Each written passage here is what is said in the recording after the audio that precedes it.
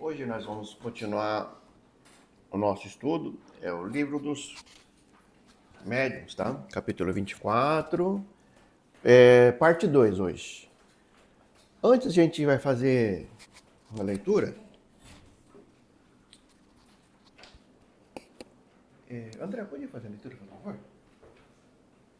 Do livro Vinha de Luz, pelo Espírito Emmanuel, psicografia de Chico Xavier.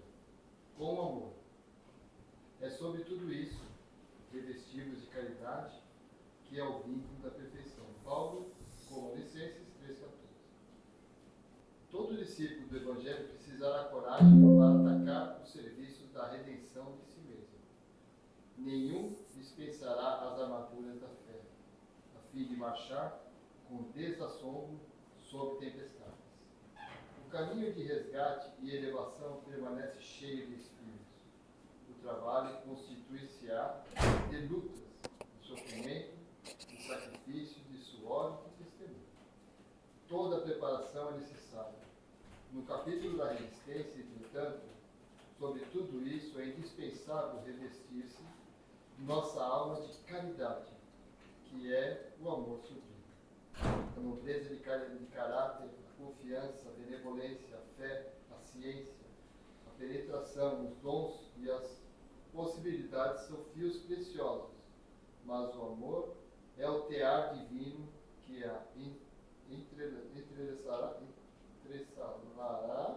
torcendo a túnica da perfeição espiritual. A disciplina e a educação, a escola e a educação, o esforço e a obra são flores e frutos da árvore da vida. Todavia, o amor é a raiz eterna. Mas, como amaremos no serviço diário, renovemos-nos no Espírito do Senhor e compreendamos os nossos semelhantes. Auxiliemos em silêncio, entendendo a situação de cada um, temperando a bondade com a energia e a fraternidade com a justiça. Ouçamos a sugestão do amor a cada passo na senda evolutiva. Quem ama, compreende, e quem compreende, trabalha pelo melhoramento. Que assim seja, graças a Deus e graças a Deus. Então vamos voltar aqui ao capítulo de hoje, capítulo 24, segunda parte, tá? Deixa eu me ajeitar aqui. Vamos lá. Vamos continuar no capítulo 262. Se a identidade dos espíritos é, em alguns casos, uma questão acessória e sem importância, não acontece o mesmo com a distinção entre os bons e os maus espíritos. O que Kardec quer dizer com isso aqui, nessa 262? Kardec diz que, tipo assim, o nome do espírito que está comunicando não importa. O que importa é saber que tipo de espírito é. Se é um espírito bom ou se é um mau espírito. Então, essa distinção é que importa, não o nome. Se ele é um Emmanuel, se é uma Joana de Anjos, que seja quem for, né? O que importa é de que parte que é. Por parte do bem ou do mal, né? Isso que é o que nós vamos estudar. Tá? Sua individualidade pode não ser indiferente, porém sua qualidade não é jamais. Em todas as comunicações instrutivas, é sobre esse ponto que deve se concentrar toda a atenção, pois somente isso pode nos dar a medida de confiança que podemos ter no espírito que se manifesta, qualquer que seja o nome que se apresente. O espírito que se manifesta é bom ou mau? A que grau da escala espírita ele pertence? Aí está a questão principal. Veja em O Livro dos Espíritos, Escala Espírita. Bom, o que ele fala aqui? Escala espírita.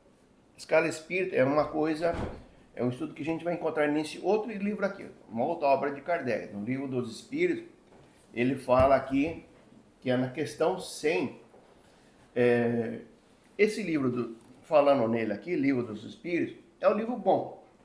É um livro que é perguntas e respostas. É bem direto. Você tem uma dúvida, ele vai lá e ele fala lá, né? Então, por exemplo, ele fala sobre ideias inatas, percepção de sensações, mundos transitórios, né?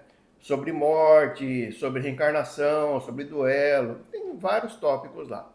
Um deles ele está falando, né, que é das escalas espírita. Então, a escala espírita, ele manda a gente procurar lá na pergunta número 100. Então, nessa pergunta número 100, assim, dentro desse livro aqui, ele está bem detalhado, tá? Mas para nós aqui, para o efeito que estamos estudando um outro assunto, eu vou deixar uma coisa assim mais resumida.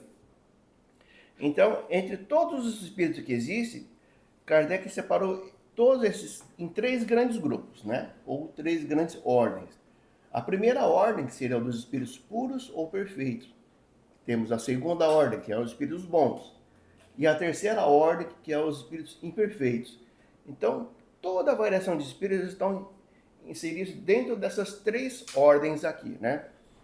Então, a gente vai estar encaixado em alguma dessas 3 ordens aí. Terceira parte. Talvez a terceira ou a segunda, não sei, né? Tudo bem? Vamos lá. 263. Julga-se os espíritos, já dissemos, como se julgam os homens, pela sua linguagem. Né?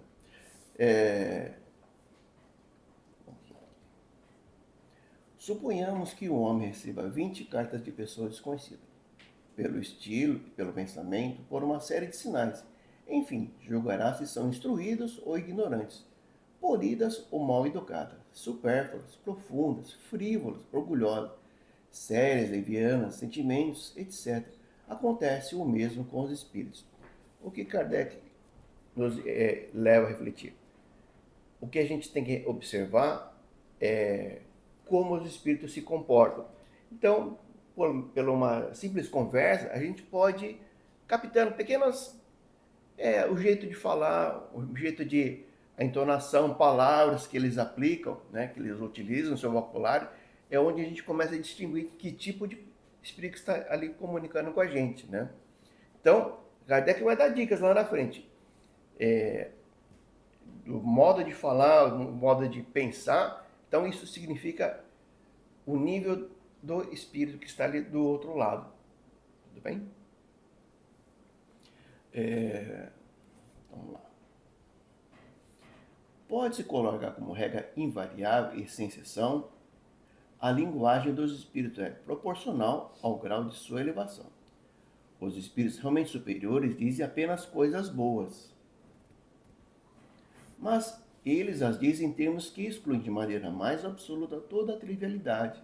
Por mais elevadas que sejam as comunicações, se são manchados por uma única expressão que lembre a baixeza. Então, o que está querendo dizer aqui? Né? Ele meio que floreia um pouco essa parte aqui. Mas, quando se trata de um espírito elevado que está trazendo a comunicação, eles vão procurar trazer, mesmo que seja uma mensagem dura, uma mensagem de aviso, mas de uma forma sem agredir, sempre respeitando o livre-arbítrio da pessoa, né? Sabendo que todos nós aqui ainda estamos galgando, estamos aprendendo, então isso eles levam em conta. Então eles não forçam, mas se é para trazer uma mensagem, eles vão levar essa mensagem. Mas sempre assim, de uma forma assim, sem, digamos, ofender, sem machucar, sem trazendo assim, conversa, tipo, fofoca, assuntos que não tem nada a ver, eles vão sempre direto no ponto, mas sempre respeitando a pessoa, né? Sempre quando eu fugir desse tipo de conversa, duvide quem está do outro lado falando, né? Já que a gente não consegue ver, então a gente tem que acreditar no nosso consenso. Daí a gente que tem que usar o nosso filtro, ouvir a conversa, ouvir o que ele tem de informação para nos dar, para fazermos uma avaliação, né? É um sinal certo de inferioridade com mais forte razão, se o conjunto da comunicação ferir a dignidade por sua grosseria, né? Então, se o espírito começar falando assim, palavrão, palavras de baixo calão, tão ofensivo, então já é um indício que não é um espírito muito elevado, né? É um espírito que ele pode até estar querendo ajudar, tal, mas nele não tem uma elevação tal, né? Não precisa necessariamente um espírito elevado, às vezes ele está com a intenção boa, de querer ajudar. Então ele está falando duro, grosso, que seja, mas desconfie que não é um espírito elevado, né? Pelo próprio conteúdo da palavra, né? Da mensagem. Tudo bem? A linguagem sempre revela a sua origem, seja pelo pensamento que expressa, seja pela forma. Assim, mesmo que o espírito quisesse nos enganar sobre sua pretensa superioridade, bastaria conversar algum tempo com ele para julgá-lo, né? 264. A bondade e a benevolência são sempre atributos essenciais dos espíritos depurados. Eles não têm ódio pelos homens, nem por outros espíritos. Lamentam as fraquezas, criticam os erros, mas sempre com moderação, sem rancor e sem animosidade, né? Ou sem ressentimento.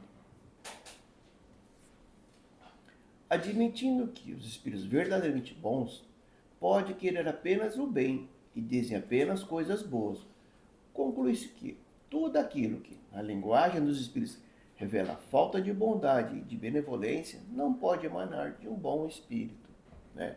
É aquela tal coisa, sempre você tem que estar observando como que é o comportamento dessa comunicação, né?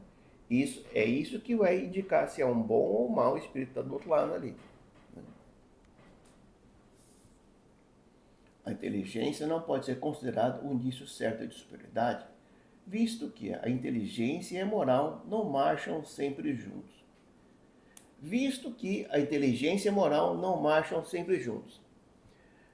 Nós estamos aqui vindo até várias vezes. Cada vez que a gente vai reencarnando, a gente sempre volta um pouquinho melhor do que a última versão nossa na Terra. Mas a cada vez que a gente vem, a gente vai sempre evoluindo. Essa evolução é sempre de duas formas: moral ou intelectual, né? Raramente, numa mesma encarnação, você tem um aprendizado melhor, tanto do lado moral quanto do lado intelectual, né? Sempre, geralmente, é mais um ou outro. Mas, ao longo de várias encarnações, vamos mantendo esse equilíbrio, sempre moral ou intelectual, né? Aí é o que a gente volta no começo, quando está com as letras grandes aqui. Por isso que fala aqui Kardec, né? A inteligência não pode ser considerada um indício certo de superioridade. Quer dizer, essa superioridade, no caso, é a superioridade moral, né? Então, uma pessoa intelectualmente assim, avançada, muito inteligente, não é sinônimo de um espírito elevado. Pode ser um espírito que, durante as várias encarnações, ele sempre foi dando mais elevação, mais, digamos assim, ele foi sempre melhorando a parte intelectual e deixando a parte moral sempre mais para trás. O que aconteceu isso aqui, ó. Então vamos ter espíritos muito inteligentes, mas com uma moral muito atrasada. Sendo que o ideal seria estar mais ou menos ele próximo numa balança, né? Então, onde a gente pode ver isso aqui? Dentro das colunas. Uma das colunas mais famosas aí é do nosso lar ali, né? Então, a coluna do nosso lar ali tem os ministros ali. Eles são responsáveis pelas aquelas construções, pela organização de todos os espíritos que estão lá, né? Então, são espíritos muito inteligentes, né? Mas também tem uma moral muito boa. Por outro lado, assim como tem espíritos bons, elevados moralmente e intelectualmente, tem aqueles que são o contrário. Eles são muito inteligentes, mas com a moral muito baixa. Esses estão no lado oposto, né? Não sei se vocês me entendem.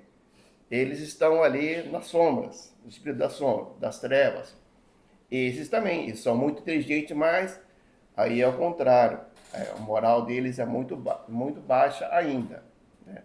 Um dia eles vão também ter que superar isso aqui. Através de reencarnações, eles vão ter que resolver isso aí, né? Todos eles vão ser, um dia eles vão ter que arcar com essas consequências, mas todo dia, um dia, eles vão ser espíritos felizes, né? Espíritos mais elevados.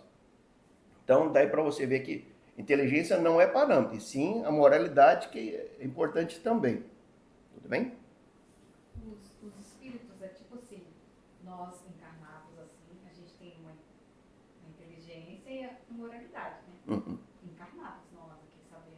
Os espíritos também, é mais ou menos isso? É a mesma coisa? Sim, sim. Aqui? Os espíritos somos nós, amanhã sem o corpo. Entendi.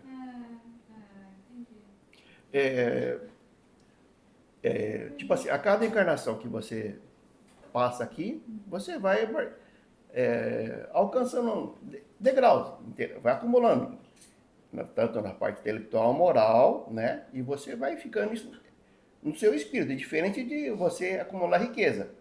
Você acumula riqueza, um título de nobreza, você morreu, acabou, ficou ali. Já o conhecimento, né, a intelectualidade, aquilo é seu. Você morre hoje, o seu corpo fica, mas o seu espírito vai e continua com aquilo que você conquistou para você. Mas daí quando você reencarna, você esquece tudo. Né? Esquece tudo. Mas fica dentro, né? esse esquecimento, ele é proporcional ao seu plano reencarnatório. Então, às vezes, você tem assim, muita inteligência, né? Mas pelo fato de você ser muito inteligente, você se torna arrogante. Você abusou do seu poder, tipo assim, para aproveitar e as pessoas aproveitar. Lá no plano espiritual, durante o processo reencarnatório, antes de você voltar para a Terra, o que acontece? Eles sabem que, tipo assim, pela sua inteligência, se você voltar para cá, você pode ter uma tendência a fazer um mau uso dessa inteligência de novo. Aí, por isso que alguns vêm com esse esquecimento, né? Mas, você esquece, mas aquilo é seu. Se você começar, por exemplo, estudar, aprender, isso vai voltar. Né? Então, essa bênção do esquecimento é uma ferramenta que Deus dá para evitar de que você caia em novas tentações. Tem um caso de espírito que, bem nessa história, assim, ele era muito inteligente, mas ele abusou da sua inteligência, fazendo mau uso. Então, quando ele encarnou de novo, ele tinha um problema de saúde que, tipo assim, ele não conseguia ler. Ele começava a ler, ele começava a ter dor de cabeça. Então, era uma forma que a espiritualidade encontrou, justamente para ele não se instruir de novo. Então, por mais que ele tivesse uma inteligência ali barganhada, mas ficou para trás, né? Justamente para ele não fazer um mau uso disso aqui. Então, ele teve que, sem a inteligência, desenvolver o outro lado, a moral, né? Passar uma vida com uma pessoa normal, sem se aproveitar dessa ferramenta que Deus deu. Depois que ele desencarnar, ele vai voltar com inteligência, assim? Lembra?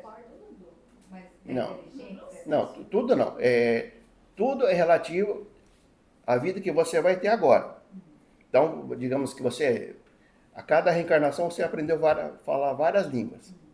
Mas nessa aqui, você só vai, tipo assim, sabe falar português. Português, japonês. Mas se você, por exemplo, você já tem no seu bagagem ela que você sabe falar inglês, por exemplo, né? Então, se você estudar, isso vai vir com mais facilidade. Né? Porque já está lá no seu subconsciente, então ela vai voltar mais fácil. Na escola, às vezes, tipo assim, quando a gente era criança ainda, para estudar uma matéria, a gente tinha que estudar, ralar mesmo. Mas por que para uns parece que via tão fácil? A professora falava, a pessoa pegava no ar. É a pessoa que já tinha uma coisa, já aprendido aquela lição. Então foi só meio que uma recapitulação. Eu sempre gosto de usar muito meu pai como um exemplo disso, porque meu pai é uma pessoa que ele nunca estudou música e ele toca Violino? Nossa! Violão e viola com uma maestria que não tem outra explicação senão de outras vidas. Porque da onde? Ele nunca estudou música. E ele toca, ele tem uma habilidade com instrumento de cordas, do violão e da viola, que é fantástico. Como é que se explica isso, né? Como explica isso, né? Ele trouxe das vidas... Crianças pequenininhas, de, sei lá, 4, 5 anos, ou até mais novos, tocando piano, né? A gente já grande, já nem tem como, né? Mas são lembranças, né? Fala. Falando sobre inteligência e moral, um exemplo, vou perguntar. Um político que tem uma moralidade inferior, ele tem a inteligência de manipular, de construir pontes, de fazer prédios, de fazer ruas e tudo, mas a moral dele é baixa, ou seja, ele ganha propina daqui, propina dali, ele faz tudo, quer dizer, ele realiza o bem para a sociedade, mas a moral dele é inteligente, mas a moral dele é baixa. Ele vai ter um resgate sobre essa moral errada aí dele? Sim, então. Um pouco desse dinheiro, vamos dizer? Sim, é a lei do retorno, né? Esse dinheiro que ele está desviando para ele, para o seu próprio bem, pode fazer falta, por exemplo, na prefeitura poderia investir para educação, pra segurança, outras coisas, né? Mas ele é inteligente, mas não tem... Usa para o mal. mal, né? Então, ele utiliza essa inteligência em favor próprio, né? Às vezes não é nem prejudicando, mas para ele. Mas moralmente errado, né? Então, isso vai ter consequência. Ele vai ter que prestar contas aí, né? A gente já acabou até comentando aqui, mas eu trouxe alguns casos aqui. Pessoas são extremamente inteligentes, mas com moral muito questionável, moral muito baixa, né?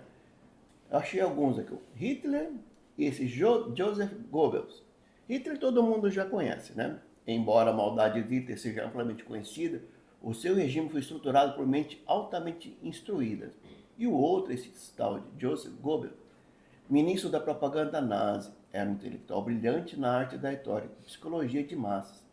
Goebbels utilizou suas capacidades intelectuais para desumanizar populações inteiras e manipular uma nação, facilitando a execução do Holocausto.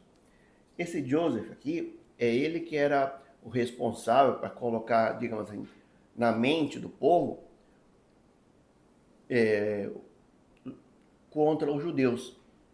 Então, ele meio que, tipo assim, manipulava a massa para que, tipo assim, eles achassem uma justificativa normal matar os judeus.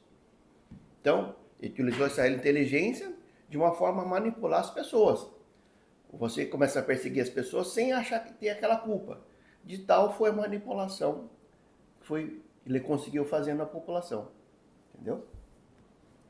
E no Brasil a gente tem outro caso, esse caso, Marcelo Nascimento da Rocha. A história de Marcelo inspirou o livro e o filme Vips. Não sei se alguém já viu.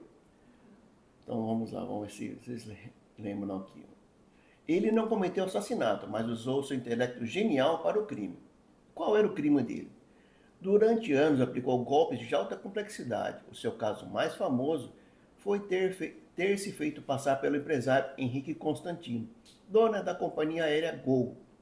Ele convenceu celebridade, jornalista e político da sua identidade falsa, sem apresentar um único documento, usando apenas a sua retórica impecável. Conseguiu também enganar forças policiais, fingindo ser agente de elite da polícia e piloto de aviação. Eu assisti até esse filme aqui. Ele era uma pessoa, tipo assim, ele sabia manipular as pessoas, sem apresentar nenhum documento, nenhuma carteirinha, nada. Ele conseguia enganar as pessoas só pelo falando. Era o bom de lábia.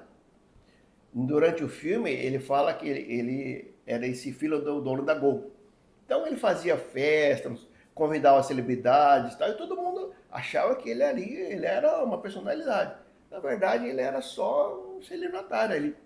Estava enganando o povo, pegando dinheiro lá só com a lábia. Então, é o mau uso da inteligência com uma moral baixa. Tudo bem? Um espírito pode ser bom, benevolente e ter conhecimentos limitados, enquanto um espírito inteligente e instruído pode ser muito inferior moralmente. Né? É o que a gente acabou de falar. Geralmente, acredita-se que, interrogando o espírito de um homem que foi sábio numa especialidade na Terra, irá-se obter mais certamente a verdade. Isso parece lógico, entretanto, nem sempre é verdadeiro. A experiência demonstra que os sábios, tanto quanto outros homens, e especificamente aqueles que deixaram a Terra há pouco tempo, ainda estão sob o domínio dos preconceitos da vida corporal e não se desfazem imediatamente das suas ideias sistemáticas.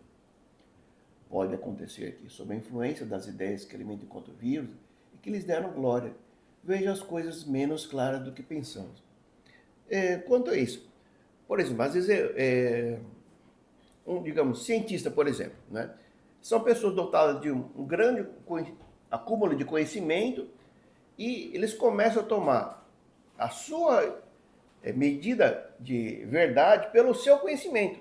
Então eles começam a achar que aquilo que eles falam é a verdade. Não importa o que o outro fala, o que o outro pensa, o que outra pesquisa mostra. Eles falam que aquilo é a verdade.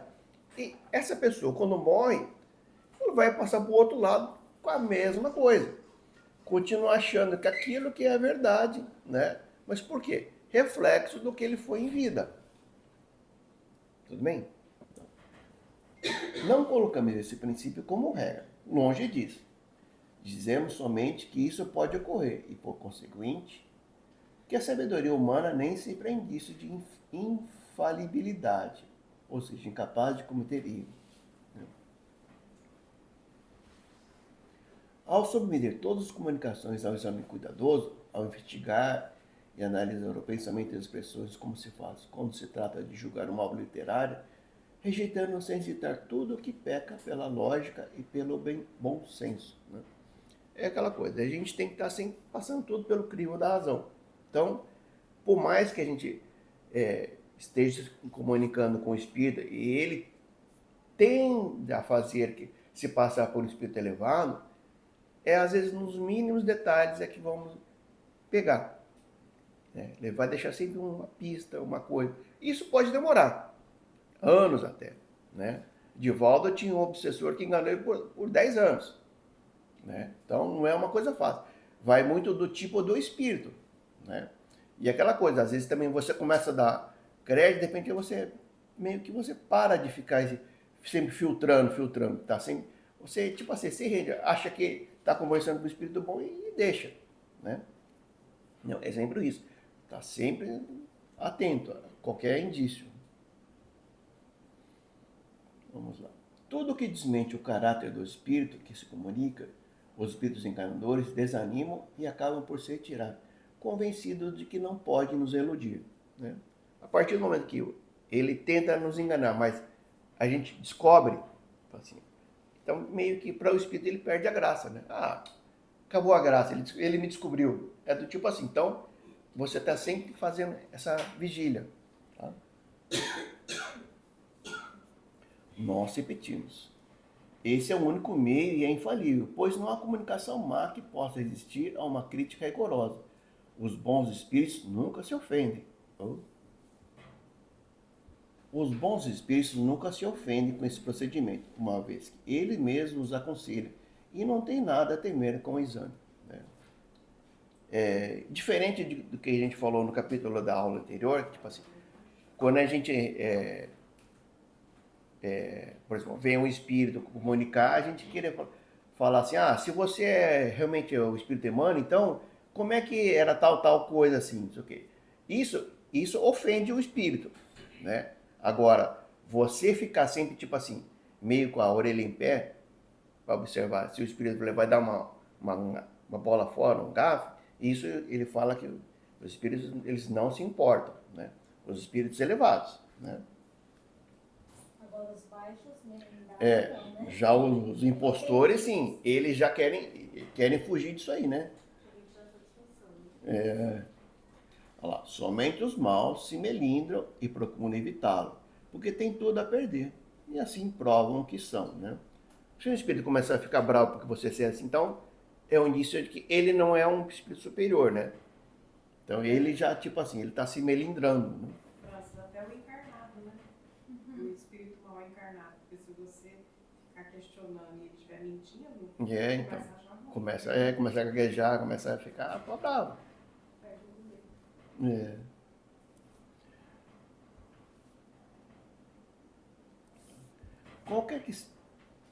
Qualquer que seja a mais legítima confiança que os espíritos que presidem vossos trabalhos, há uma recomendação que nunca é demais repetir e que deveria sempre ter presente no pensamento. Quando vos entregares aos vossos estudos, pesar e amadurecer.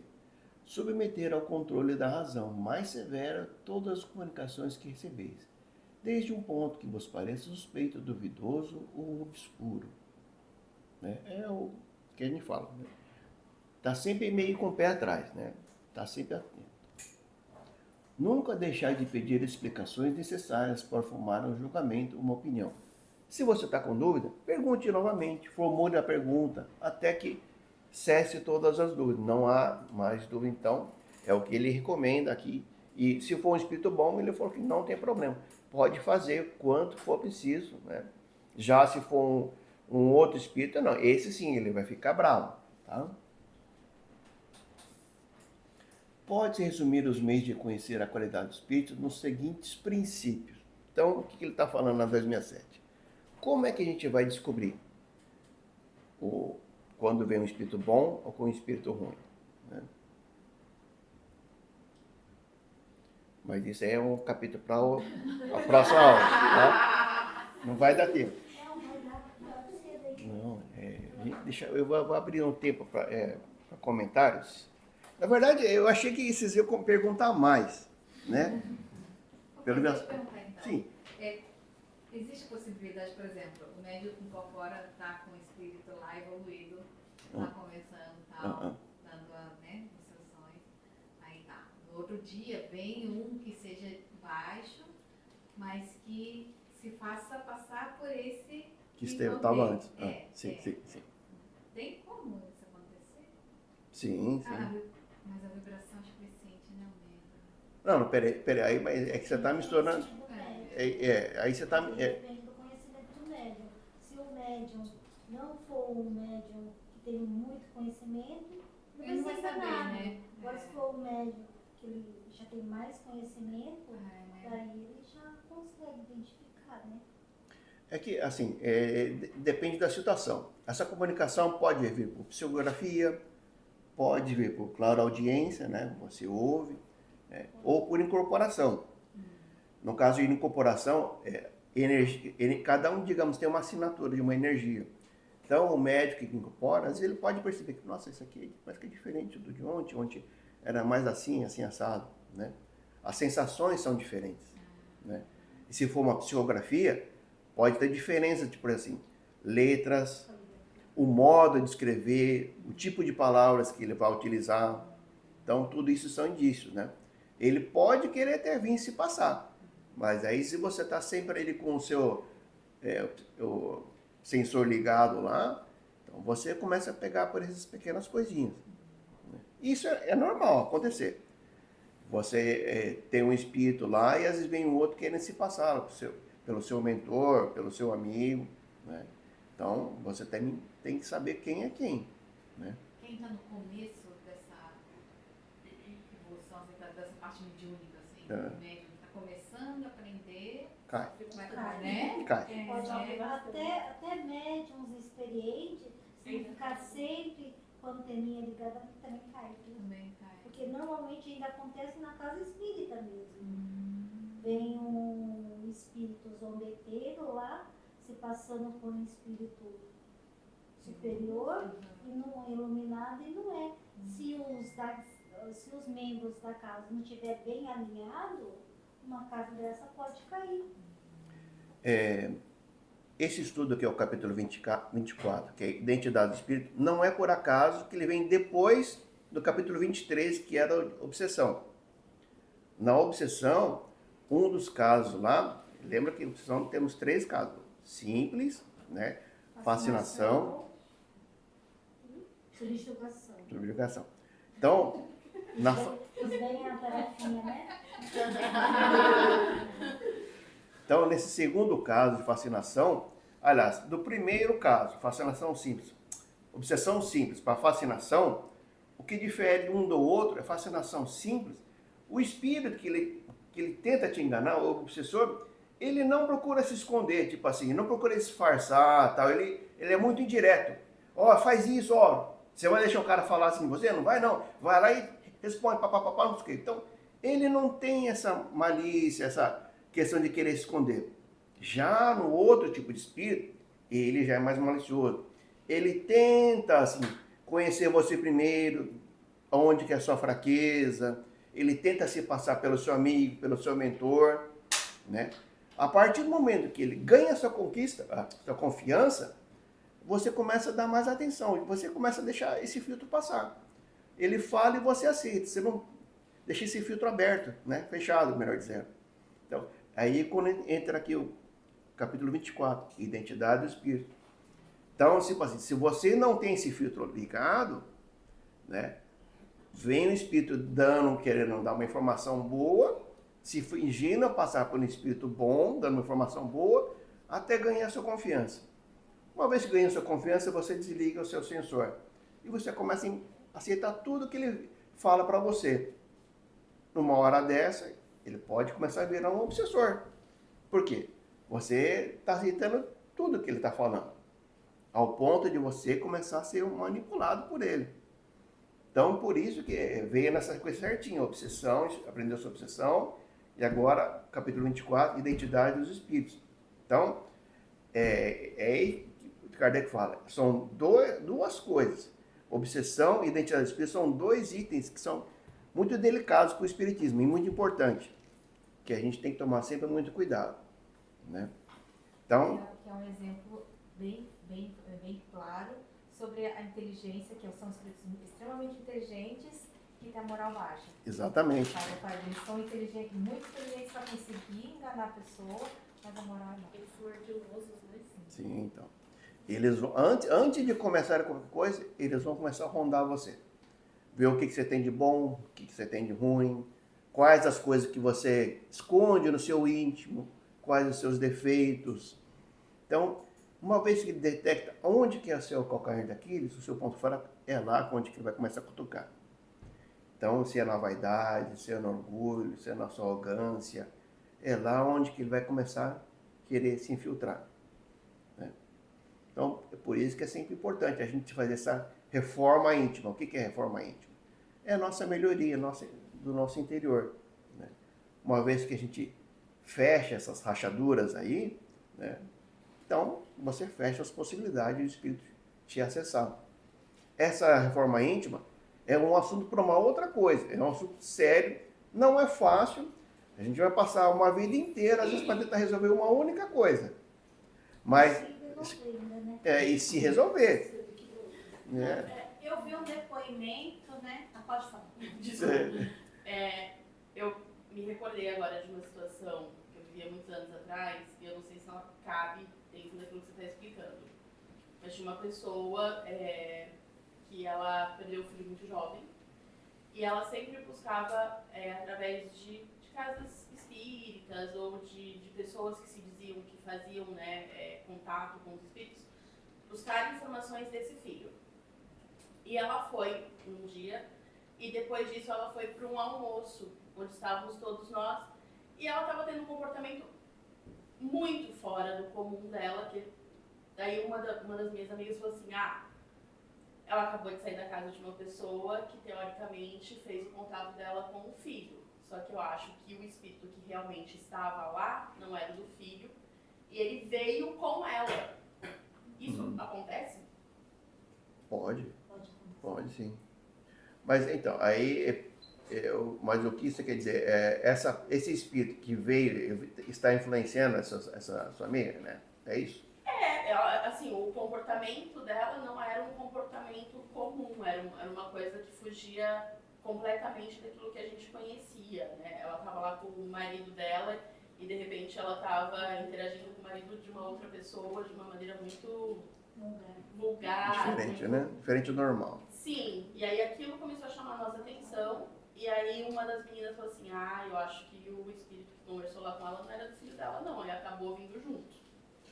Então, é o que eu acabei de falar, brechas, né? São nossos pontos. Ela tem essa necessidade ainda, tipo assim, de aceitação da perda do filho, essa falta desse filho, fica um buraco na vida, digamos assim. Então, esse buraco, ela precisa preencher com alguma coisa.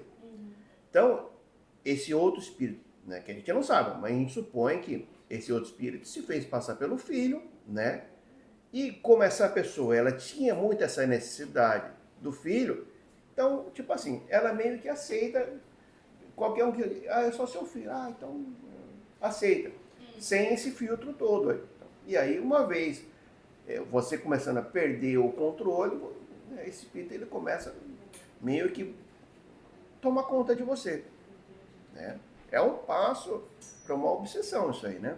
Alguém tem mais uma coisa, uma pergunta? Alguém fala mais alguma coisa? Então vamos encerrar.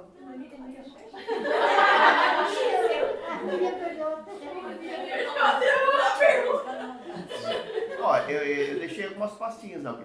São pastinhas de prece, de orações. Se alguém quiser se inspirar aí, fica à vontade. Ou tiver alguma leitura pronta. Assim eu faço. Eu posso fazer. Por favor.